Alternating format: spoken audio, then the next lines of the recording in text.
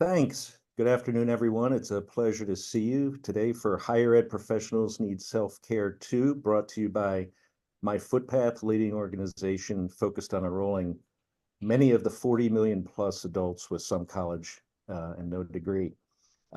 This is Mental Health Awareness Month, so it's apropos that we have this discussion. We're very pleased today to feature two experts who are both dedicated and passionate about this, as well as working on campuses. Recently presented this at the National Annual ACRO Conference. We have Dr. Tiffany Robertson, Associate Director of Enrollment Management at Governor State University. She spent 2 decades in the industry so far.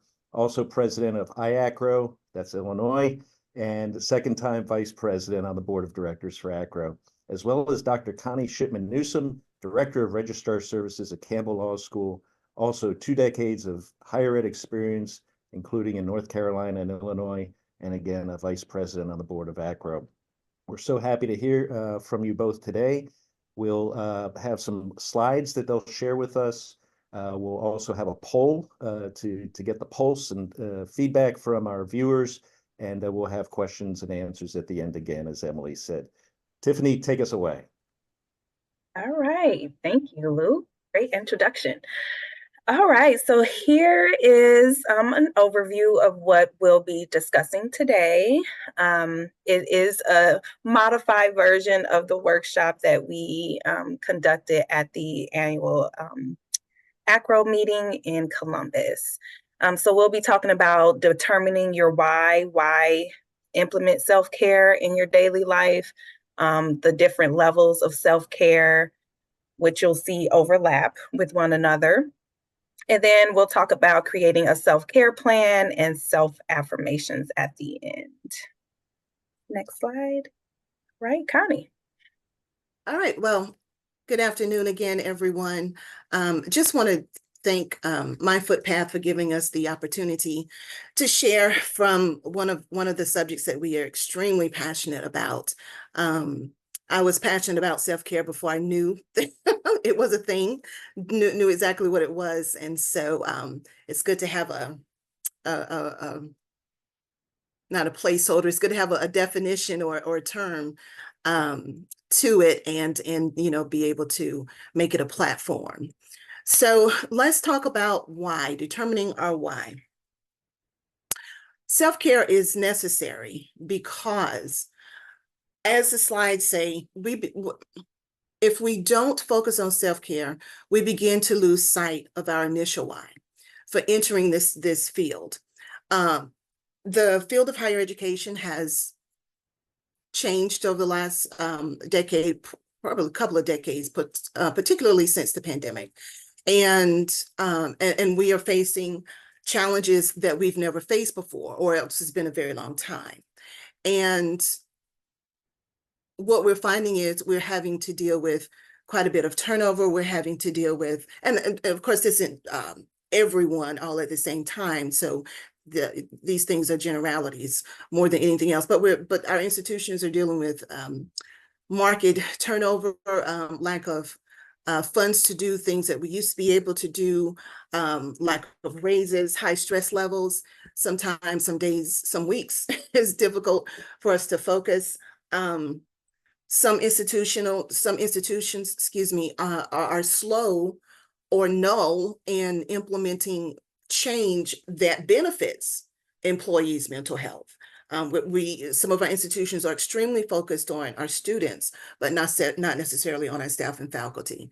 And so, there's just things happening. And so it behooves us to then focus on our own self-care. So I termed the phrase beneficial selfishness, and I termed it as such because those with my mindset may find it very difficult to focus on self. And so self-care could be viewed negatively. And what I want to do, so when I call it beneficial selfishness, it's because self-care in its own right and done well is selfish, but it's beneficial not only to ourselves, but it's beneficial to everyone with whom we interact. Any given act of self-care can feed and uplift a portion of who you are, or the whole of who you are. And so in a bit, we're going to chat about options to do you and land contentedly, or at least move closer to your happy place. I want to give a couple of recent examples of beneficial selfishness or self-care that people have shared. Someone tuned out of email to watch the Beckham documentary, undisturbed. Now, that also means that she had to find a sitter for the children, or, had her husband take them to the park or something. I don't remember. But the point is, she tuned out of email and family, so to speak, so that she could just sit back and watch the Beckham documentary. Someone else, she used to be stressed about the creamer in her coffee adding calories. Well, she began to put the cream in her coffee, and she savored the moment, and now she does it daily. She finds that one small thing makes her happy, and it doesn't add pounds. Who knew? Someone else, they put the phone down during a pedicure, closed his eyes during the massage portion, and fell asleep. Just decided to just unplug during a pedicure as opposed to multitasking. Went fishing. I know a number of people at this point, my husband is one of them, who, when they are stressed or they just need time to think, they'll go fishing. Sometimes it's using the boat, and sometimes it's just, I think, what they call pier fishing. You just park your vehicle somewhere and fish from the pier, or fish from the back of the truck. Point is, fishing is apparently a great stress reliever. Went walking and enjoyed the sunshine and nature. Someone else spent time perusing old photo albums, found that it made them happy just to do that. Someone else, and this made me chuckle because it sounded like such a Southern thing. They visited folks, sat on the front porch with some lemonade and reminisced about the good old days. And somebody else visited a museum. So, the takeaway is that these are just, some very simple but impactful moments of self-care or beneficial selfishness that allow the individual to show up a better version of themselves when they return to work the next day, or after the weekend, or re-engaged with their families. Implementing a few simple actions can really be good for the soul. And if it's good for the soul, meaning your inner being is well, the rest of you will follow. Tiffany? All right, next slide. All right, so understanding a bit about the basics of self-care. So one of the definitions that I found and liked about defining what self-care is on the screen there, which is a deliberate activity that we do in order to take care of our mental, physical, emotional, and spiritual health. And then you have a lovely graphic on the right side, that kind of highlights those 4 different levels of self-care. Now, when you do research and you look up various information about self-care, you'll notice that there can be up to 7 different levels of self-care, but essentially they all overlap with one another. And you'll see that as Connie and I continue on with the presentation today. So that's why it's narrowed down to just 4, not the 7 or 8 that you might find out there that exist. So mental health, mental self-care is a way to manage your mental health and well-being, of course. And it can include activities like Connie just mentioned as examples from people she knows that activate self-care in their daily lives. So it could be something that helps you relax, even something that helps you learn, because again, that flexes that your mental space. And connecting with others, like she said, meeting up with folk is a way to take care of that self-care. And we'll dive a little deeper further on in the presentation. Physical self-care is a way to take care of body and mind. So again, mental health, mental self-care is mental health and well-being. And then the physical is body and mind, which again, overlap with one another. It can include getting more sleep, taking naps, eating healthy, physical activity. I'm trying to get into taking naps more often. I'm not a good nap taker, I will admit, but sometimes I need to take a nap. So that's a part of my self-care that I'm working on, is that sleep portion. And then emotional self-care is a way that we can care for our emotions, to have a better understanding of yourself. It can help you with your emotions, finding balance and moving forward in a specific situation. It can include things like just being kind to yourself. That self-talk plays a big role in how we move and how we function on a daily basis. Um, taking a break, acknowledging your emotions is taking care of your emotional well-being. And then we have the spiritual self-care, which can include practices that help you connect with a higher power, as I like to say. Find that inner peace, cultivate gratitude. These can include things like prayer, if you are religious, or meditation, or other gratitude practices, which we'll talk about again a little later. So the next slide kind of prompts for our poll. Emily, I don't know if it's a link that's going to be dropped or if I should just have them put in the chat. Oh, there we go. All right, so based on my brief explanations on the 4 different levels, again, we're gonna dive deeper, but just off of what you know so far, we want you to pick which one of the 4 versions or levels of self-care that you feel that you need the most help.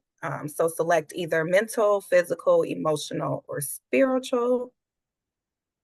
Give you some seconds.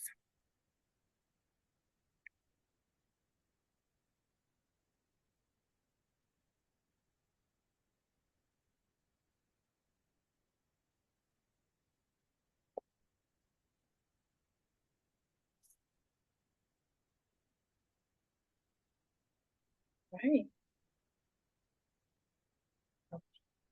Okay, so the results are in, and what do you know? Mental and physical self-care are neck and neck. At the top, 2 areas that you all feel that you need the most help with. Emotional is a close second, and so far no one selected spiritual. So again, a lot of these overlap. We'll see. We won't have the poll again, but we'll see if you think your thoughts might change as we progress during the presentation to where your self-care needs are. All right, pass it on over to Connie. Oh, already. All right, everyone. So let's talk a smidge about mental self-care. We won't spend a whole lot of time on it because we do want to hit the other parts. I will say with that poll, I always fall under the physical, and so today I still fell under physical. Physical would be the area that I need to give more attention to as it regards self-care, because of course it's just as important as the other 3 areas that we have mentioned here on the slide, on the slides.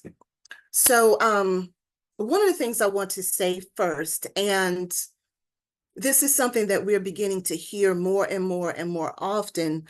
I've been saying it now for a few years, and I believe in it wholeheartedly. The more I talk about it, the more I believe in it. And that is no. No is a complete sentence.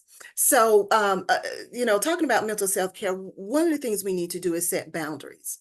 And particularly if you are a servant by nature, which I am, if you're a servant by nature, or you find that you are a yes person, you really have a difficult time disappointing people. What I have found from being one of those people in the past is that we get overwhelmed, or we tend to overextend ourselves.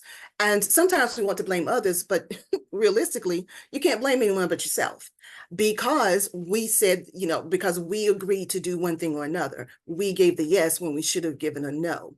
And so what I've realized, or what I've begun to do over the years is say no. And the first time I did it was extremely difficult, but freeing. And so once I did it the first time, then I did it a second, third time, so forth and so on. And that was quite easy. And so set boundaries. You can give no, period, or you can give no with an explanation if it makes you feel better, or if the person to whom you're having to say no, giving them an explanation would be a sign of respect, or would really help them to understand why you can not do whatever it is someone is asking you to do. As Tiffany alluded to earlier, rest is a part of mental self-care. I will put her in my prayers that she begin to be able to take naps in the afternoon. I have no problems taking a nap.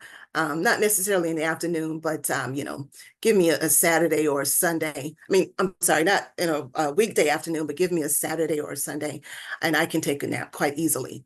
I will share, since we are talking about it. Was it Saturday? Saturday, yeah. I had told my husband I was going to get up and have quiet time.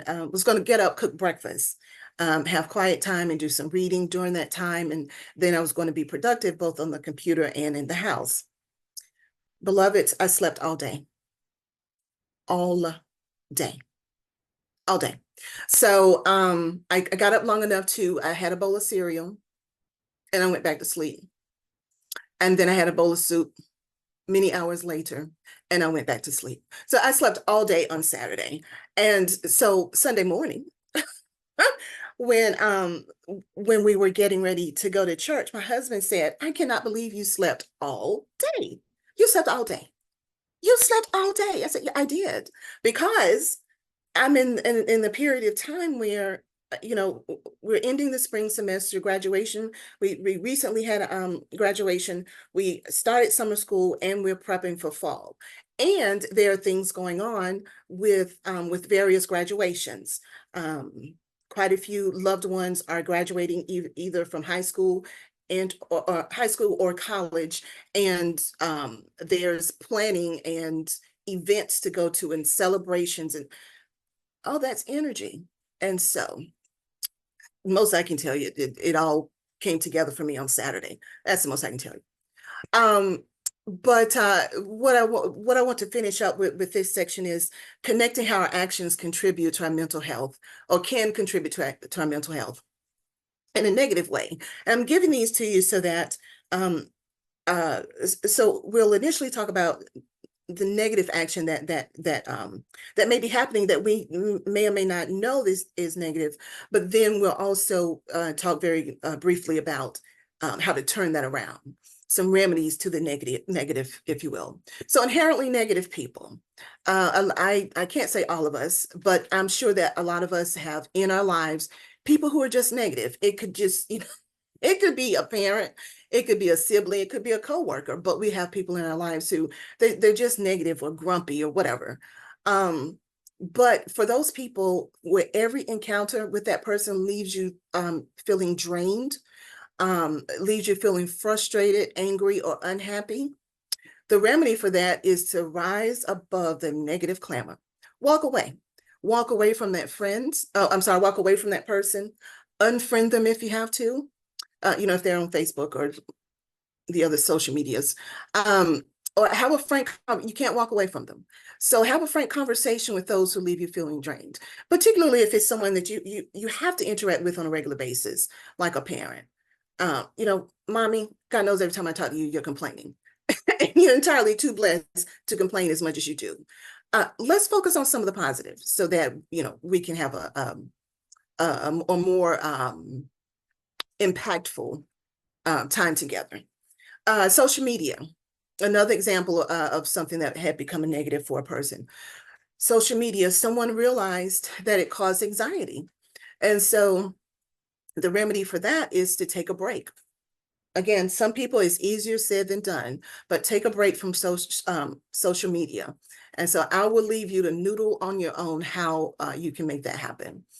Unnecessary tasks. There are some things that are just that we do that are just unnecessary, or at least it's unnecessary at the moment. It's something that we can delay. We can delegate, we can ignore. So for those tasks that are unnecessary and stress us, the remedy for that, again, is delegate, ignore, or delay those actions until it's necessary to take care of that thing.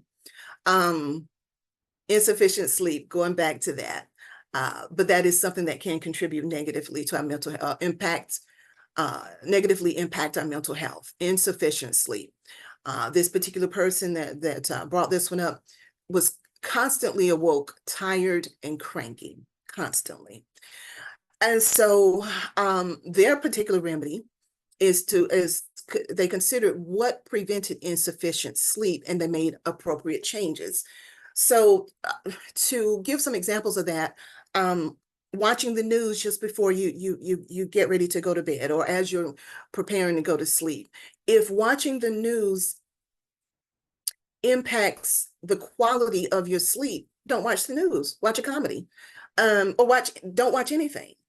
If you have to take a sleep aid that does not leave you drowsy the next day, consider taking a sleep aid.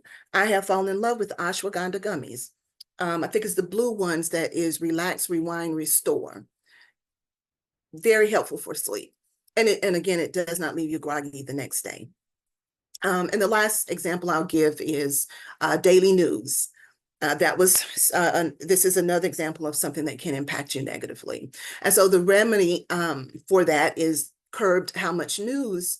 The person that brought that up, their remedy was to curb how much news he watched, for he realized it either made him anxious or sad, and unfortunately. And so began to lessen the amount of news that he watched.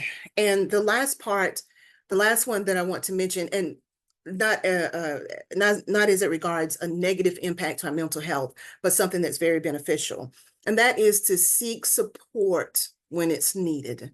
Therapy can be beneficial, and I emphasize that because therapy in the African American community, and perhaps some others, I can't speak to those, but in the African American community, I know that therapy can still be seen as a negative, still may have a negative connotation to it, when it absolutely is not.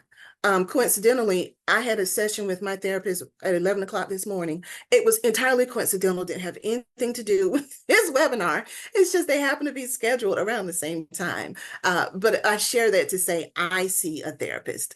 I realized after the very public murder of Mr. George Floyd, something occurred within me.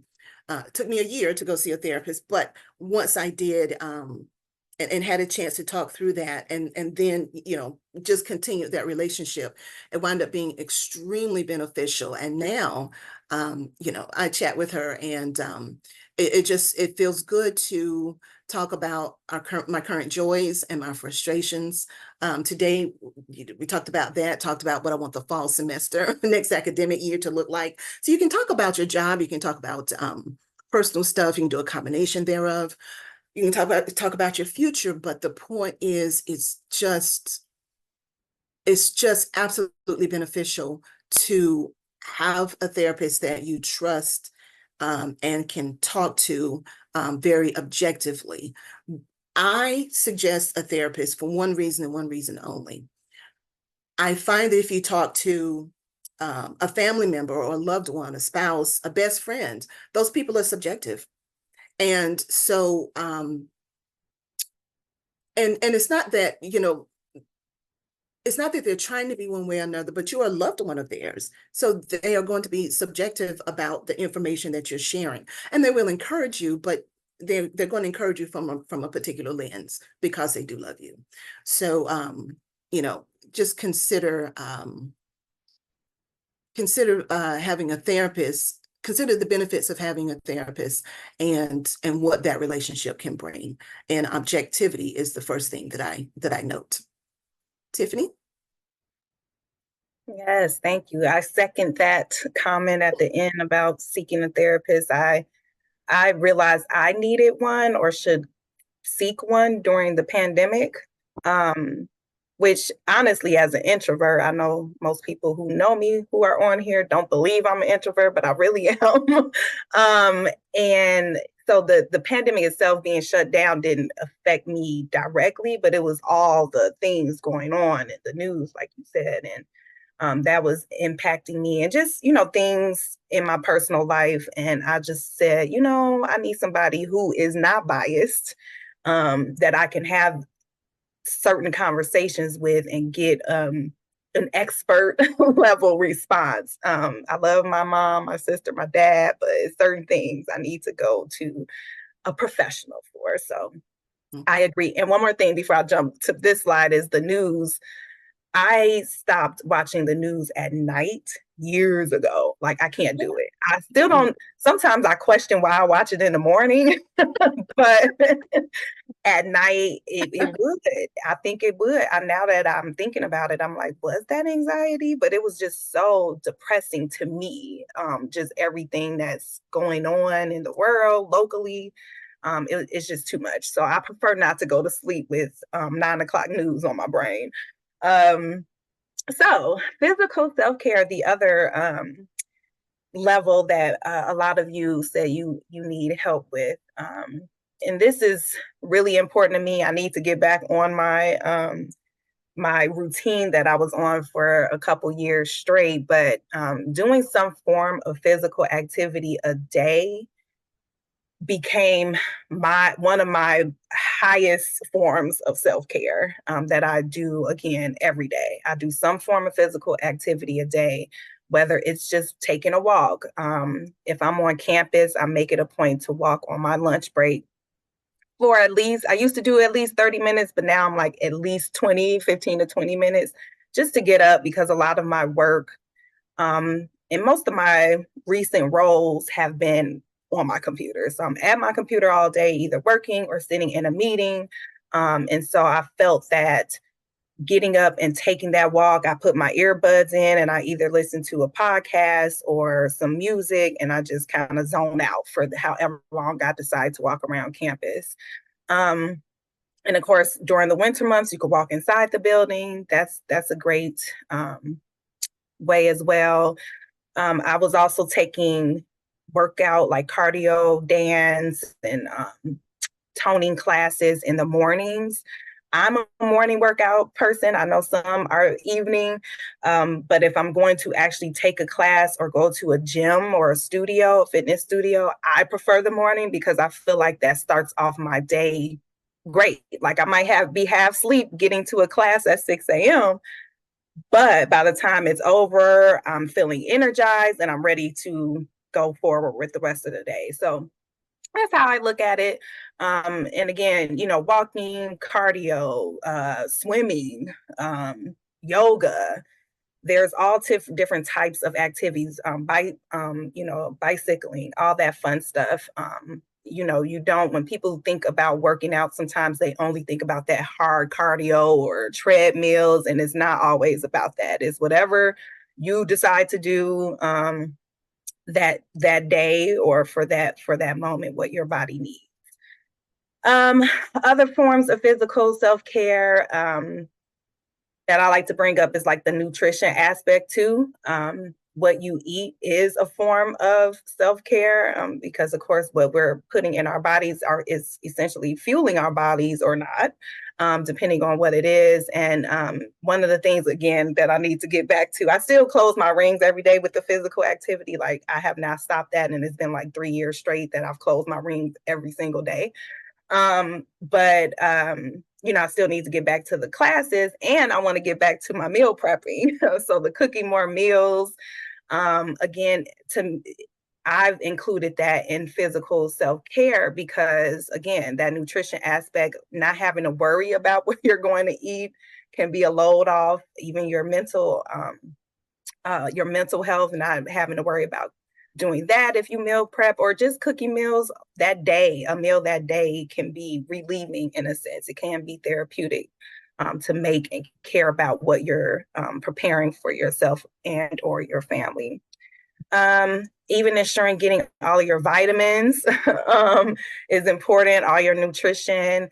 I know some people do cleanses every so often to revitalize their bodies, to cleanse their bodies from, toxins and other things that we consume. We've brought up getting sleep, drinking water. I try to drink a gallon of water a day. Whatever you could do, try to do it. I know some people, I've heard of some people that don't drink water at all. And I'm like, please don't be one of those people. Drink something, even if it's not the gallon like I do. Try to get that water in. I like the admire yourself thing. I did a self-care workshop. I wasn't the facilitator, but I attended one. And they suggested this like years ago. So like say something kind to yourself, but say it while you're looking in the mirror so you can see yourself saying it back to you. And so that again, that self-talk is important. So what we say to ourselves is a form of physical self-care. Dancing, I love to dance. I used to be in dance when I was younger, like actual classes. And even now, a lot of the classes that I like to attend fitness-wise are dance classes. You don't have to be good at it. I think I'm good at it, but you don't have to be good at it. Whatever makes you feel good, dancing around, looking silly, that is a form of self-care. Pamper days are my favorite. I can't say I really have pamper days, but I do make sure I get my manicure and pedicure, my no chip mani and pedi every 2 weeks. Like that's a standard. It's gonna happen no matter what. Sometimes it might every once in a while go to 3 weeks, but it's gonna happen. So that's another way that I like to pour into myself physically. But then the last one is going for walks or hikes. I brought up the walks, but even walking, I'm usually in the building at work when I take my walks, but fresh air does a body good. I know we're not always in climates or areas where we can do that on like a yearly, any day basis. I know I'm not, I'm in Illinois and we can't, I could go out there in the winter months, but I would be frozen when I get back. So when I can in the spring, summer, and fall, early fall, getting that fresh air just does wonders for your not just your physical body, but your mental health as well. And I am going to go to the next slide. All right. All right. Hello again, everyone. So this slide makes me laugh, but there's a story behind it. So that really is how I want to be particularly after graduation and at the end of each term, especially spring. So the only thing that could have made this past Saturday when I slept so well better would have been if it would have been preceded by a full body massage and a pedicure. So I am right there with Tiffany when she talks about the benefits of a good mani pedi and how that impacts self-care. You can get a good manicure and feel like your whole body has been on vacation. But at any rate, so this is actually one of my nieces, and her mother is very creative, and so she fixed her up like that and took a picture of her when she was a baby. She just graduated preschool actually, so she's no longer a baby.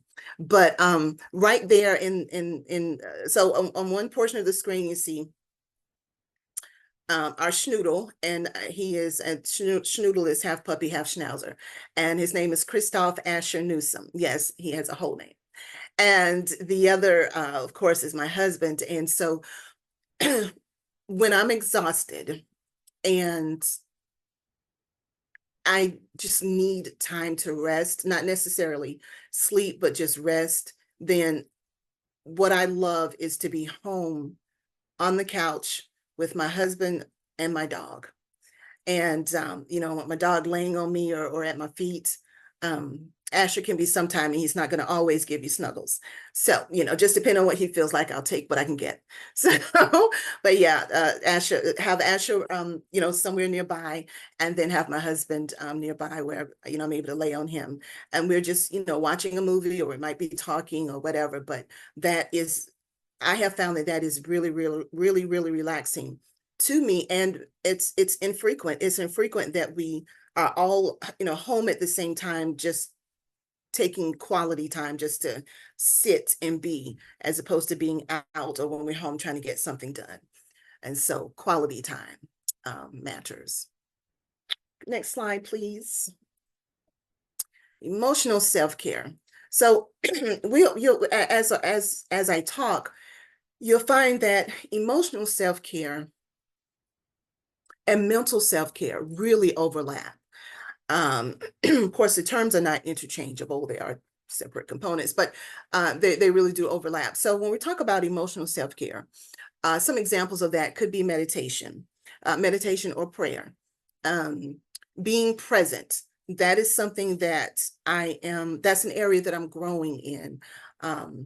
For years, I would say that's an area that I want to grow in. I'm finally able to say it's an area that I am growing in, and that is being present wherever I am, being intentionally focused wherever I am, or with whomever I'm speaking, as opposed to, always having my attentions divided, or thinking about a grocery list while I'm in church, or I'm trying to have a conversation with someone. So I am getting better about being present. Excuse me.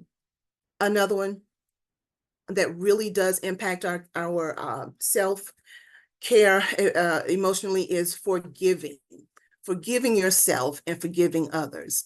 So in forgiving, you want to reflect on what happened, but not to the point where it's going to depress you, or you're going to get angry all over again, or you're going to go through a series of emotions all over again, or some type of trigger happens. No, you want to reflect enough to learn, and then you want to forgive and let it go. Now, forgiving is not synonymous with forgetting. I have had literal debates with people about that, and I won't do it here. But just know that forgiving is not synonymous with forgetting. And if you want to talk about that further, contact me, directly.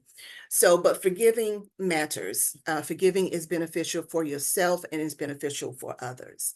And to be honest with you, it's more beneficial for you to forgive and let go.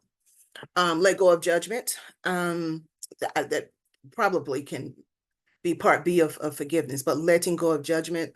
You've been in an argument with someone, or a disagreement. Take the high road. Take the high road and move on. Tiffany spoke early about affirmations, and we'll go into what it means to what an affirmation could look like. We'll go into that somewhere near the end. But affirmations can be a part of emotional self-care. Gratitude and appreciation. Who was it this morning that was talking about practicing kindness? I was listening to it passively. I think it was Dr. Jill Biden. I don't know, but someone was talking about that, practicing kindness, and it's actually part of my signature byline, or byline within my signature, about showing kindness to yourself and others. Always choose happiness as much as possible. Always, always, always choose happiness. Choose is a choice. Explore spirituality, and then follow your intuition. Now, there's a caveat to that.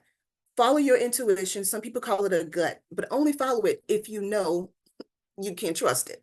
If you do not have a gut you can trust, have someone in your life that you can go to and help you be accountable, or you can run stuff by before making a decision. But if you have a gut you can trust, follow that intuition, because it's likely going to keep you in a healthier state of being.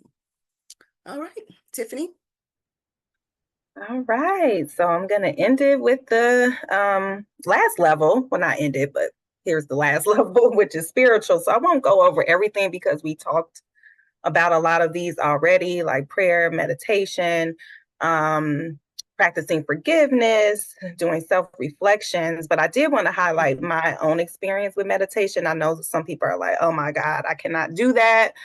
It does take practice. I tried, it took me over a span of maybe 2 years to really get meditation down.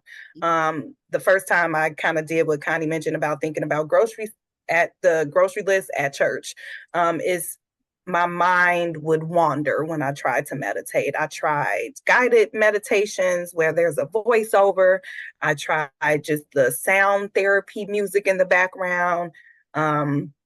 It just was not, I would kind of float away and think about other things I needed to do instead of turning inward, which is the point of meditation. And so it took me a while. So don't think just because you've tried it once or even twice or 3 or 4 times and it doesn't click for you initially. I'm telling you, it's one of the most beneficial things I learned to do. And again, I tried different methods. Now I can just do it no problem. But again, that took some time. I prefer guided meditations to start off, and then leave some time for like that focus and that silence.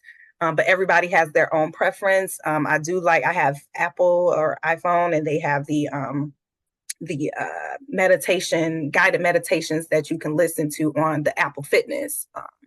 And so that's been helpful for me too, if I need the guided version. So I just want to tell my story. If you tried it and it's not sure, it might just not be your thing. But if you tried it and you really want to get it and you just haven't gotten it yet, I really encourage you to try again. It calms me down a lot, kind of makes my mind calmer because I'm always thinking, like I'm an overthinker at times.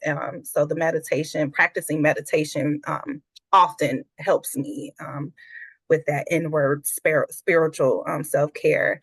And then the only other thing I wanted to point out that I include in my spiritual self-care is I wear, I don't have anything on right now, but I usually have on some type of stone or crystal that has some type of spiritual meaning. It impacts emotions. It kind of guides the day for me, depending on which stone or crystal I'm wearing. Like my rose quartz, for instance, is supposed to invoke like a loving nature and to be welcoming of love and have an open heart. So I'll wear that if I'm trying to bring a little peace to my atmosphere for that day. Then you have other stones like tourmaline that is like a protective stone. They call it like more of a protective stone. If I'm sometimes I'll wear that when I'm traveling or something like that. So I could go on and on about stones and crystals, but that's another, to me, internal form of spiritual self-care that I practice. Like I said, I wear something literally every day. So next slide. So one of the things we encourage you to do is to create some kind of self-care plan. It doesn't have to be an actual physical one. But if you're somebody who likes something to refer to, I say make it a physical one. It could even be in the notes app on your phone. It could be a piece of paper. I do have a document that I created for another session that I did on self-care.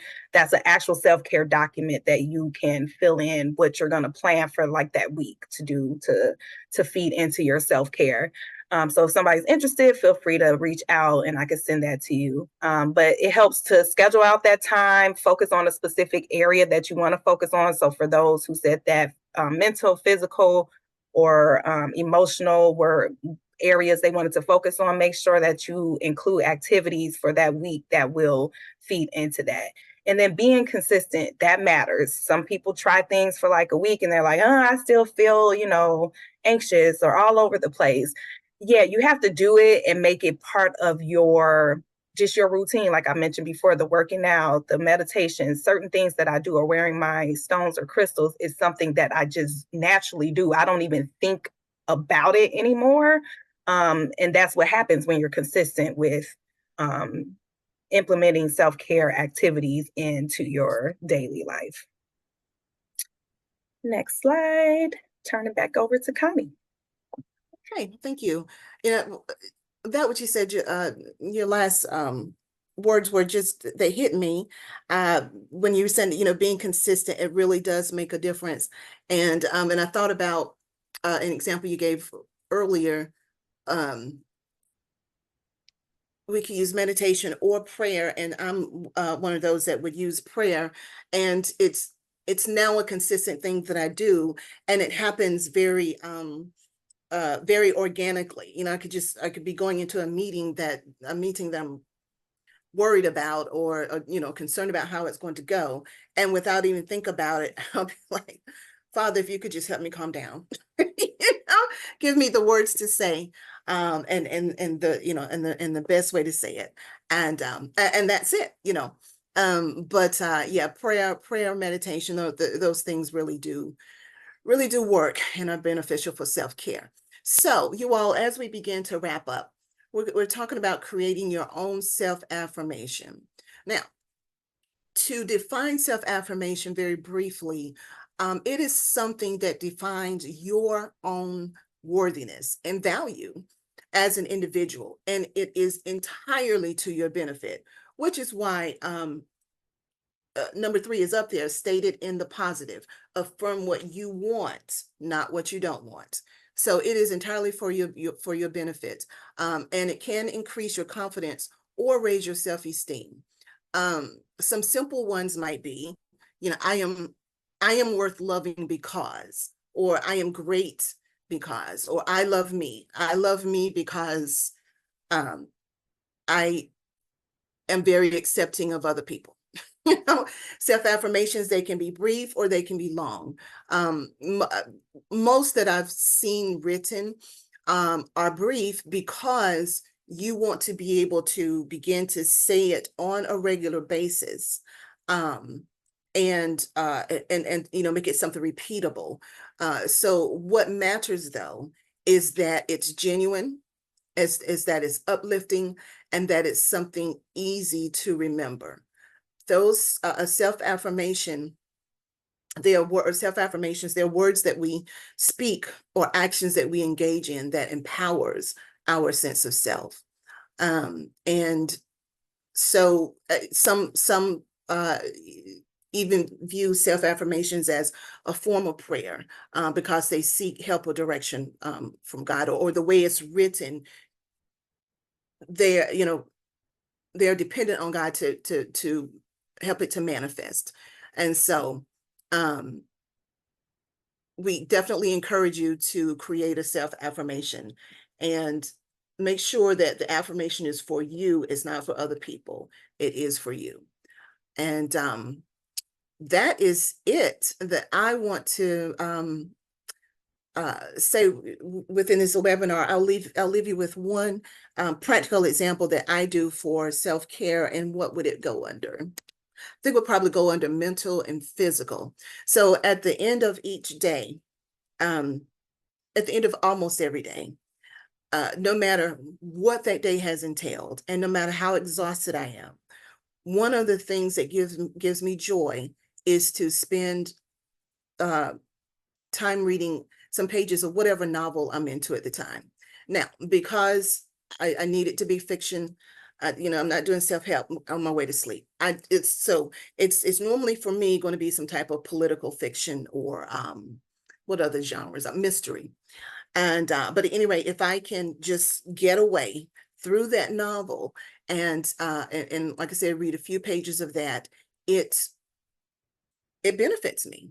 It benefits me, and so then, of course, I get a good night's sleep, wake up, and ready or able to present a better version of myself to others. So I will turn it back over to Tiffany and Emily and Luke to see if if there are any final words. But we do want you to, if you do not currently take self-care seriously, please do begin to do so.